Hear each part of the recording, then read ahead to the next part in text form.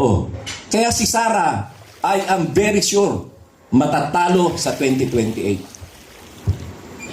Sigurado yan, itaga niyo sa bato yan. Kawawa si Sara dahil hindi niya ito kasalanan. Kaibigan ko si Sara, matagal kami nagsama sa kampe. Kaya lang hindi niya kasalanan eh. Ang nagpahamak sa kanya, yung tatay niya, yung mga DDS at itong mga vloggers na mga DDS.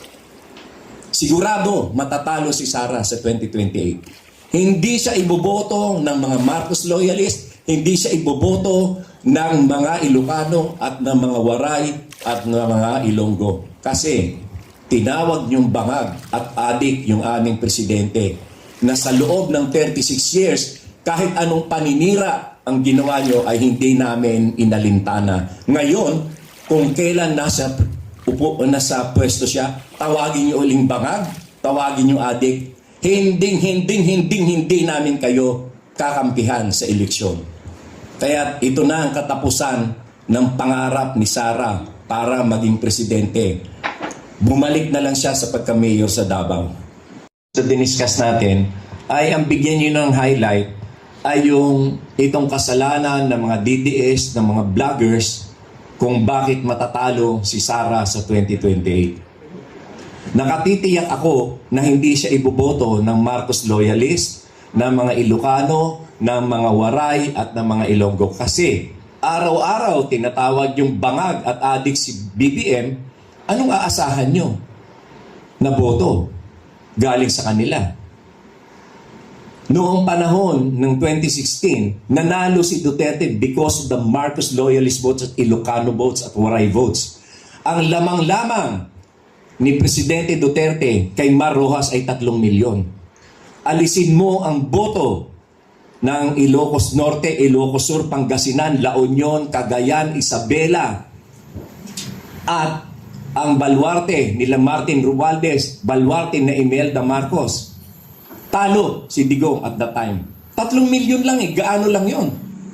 Aalisin mo yung 3 milyon kay Duterte, idadagdag halimbawa kay Binay o kay Mar Rojas, hindi mananalo si Duterte. The same political mathematics now with Sara. Since they are relentlessly attacking BBM, sinasabi nilang adik at bangag, eh hindi na nila maaasahan ng boto ng mga yan. Itaga nyo sa bato yan, hindi na nila iboboto. Hindi na sila nadala. Hindi na sila natuto. For more than 36 years, tinawag yung magnanakaw ang mga Marcos is mamamatay tao, tax evader, kung ano-ano. Natigagal ba ang mga tao dyan? Hindi. It even resulted to 31 million votes for BBM. Eh si Digong nga 18 lang. Si BBM 31 million. After nilang siraan sa loob ng 36 years. Eh yung paratang nila ngayon na bangag at saka adik, baliwala yan doon sa mga pinaparatang sa kanila dati. Diktador, mamamatay tao, human rights violators, magnanakaw. Baliwala lang yung sinasabi nilang adik at saka bangag. At saka paano mo masasabing bangag si BBM? Napakatalino. Nakita nyo nga pag nag-speech, ang lalim na kanyang mga sinasabi, hindi nagbabasa. Kahit notes, wala. Lahat spontaneous. Parehong-pareho ng kanyang ama. Na ang lahat ng sinasabi niya ay nasa isip niya agad. 3 presidente lamang ang nakita kong ganyan.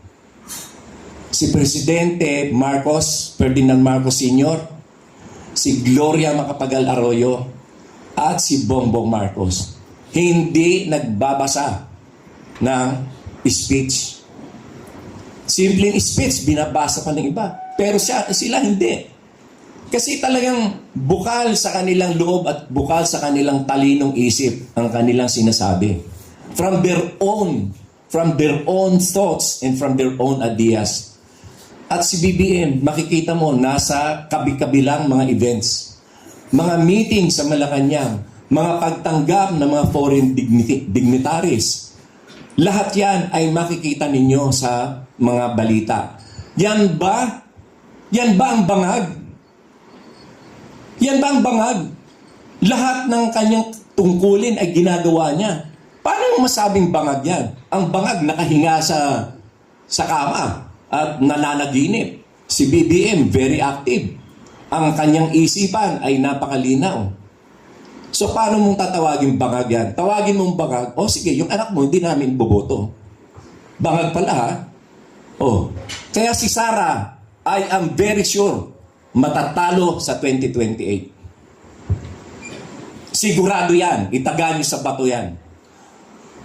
Kawawa si Sara dahil hindi niya ito kasalanan. Kaibigan ko si Sara.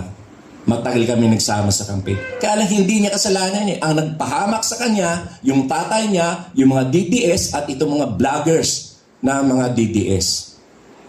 Sigurado matatalo si Sara sa 2028. Hindi siya iboboto ng mga Marcos loyalist, hindi siya iboboto ng mga Ilocano at ng mga Waray at ng mga Ilonggo. Kasi tinawag niyong bangag at adik yung aming presidente na sa loob ng 36 years, kahit anong paninira ang ginawa niyo ay hindi namin inalintana. Ngayon, kung kailan nasa pwesto siya, tawagin niyo uling bangag, tawagin niyo adik, hindi namin kayo kakampihan sa eleksyon. Kaya ito na ang katapusan ng pangarap ni Sara para maging presidente. Bumalik na lang siya sa pagka-mayor sa Davao. Power to file a quo warranto case against Mayor Guo if they can prove that she really is not a Filipino. Hindi po pwedeng sabihin na wala namang nag-file na kalaban para questionin yung pagka-mayor niya. Hindi. When it comes to citizenship, pwede ang state ang mag-question yan, ang Office of the Solicitor General. Kasi hindi naman pwede nating hayaan na, na-elect itong Iranian, naging mayor ng isang bayan, yung mga kalaban niya, hindi na nag-file ng quo warranto. You mean, pababayaan natin yon na nilabag yung buo, yung mismong fundamental law of the land na dapat ang ma-elect ay mga Filipino citizen lamang.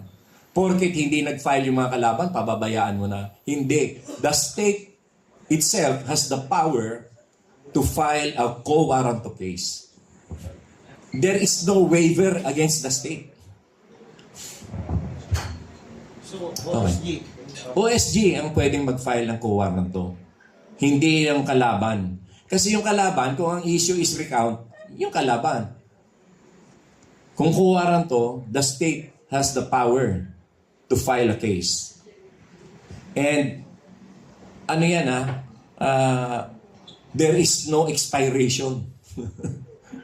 Anytime na ma-establish ng OSG na hindi pala ito Filipino citizen, pwede sila mag-file. Okay, maraming salamat.